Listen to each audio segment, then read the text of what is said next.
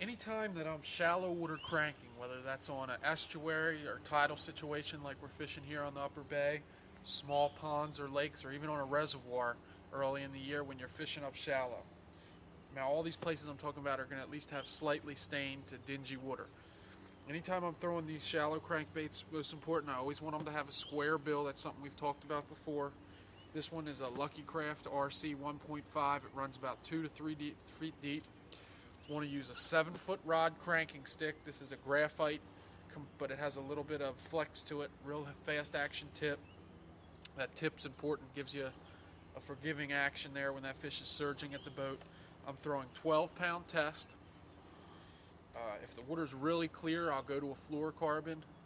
When the fish are really eating the bait, I'll go to a fluorocarbon because I like that it has that no stretch.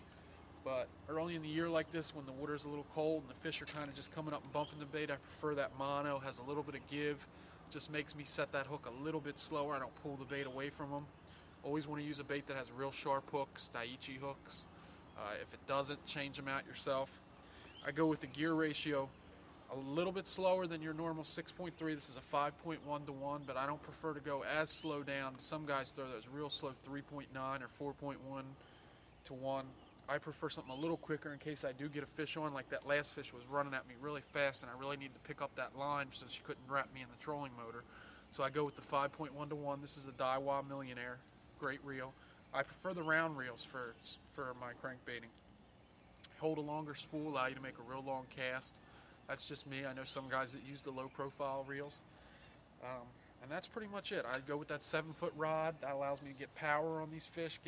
Lets me have a longer tip. On a 6-foot rod, I won't have as many inches of that soft, flexible tip that I want as I will on this 7-footer. Plus, I can throw that bait out a mile, which is very important. That's pretty much your setup. I throw 10 to 12 pound test. If the fish are really finicky, I might go to 8. If they're really aggressive and the water's really muddy, I might go up to 14.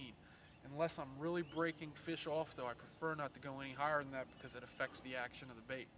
I mean, if I'm breaking a ton of fish off, or they're really smashing the bait just any way you throw it in, then I might go a little heavier. But if you learn how to play them a little bit, set your drag, pull them away from the cover, you can eliminate a lot of that.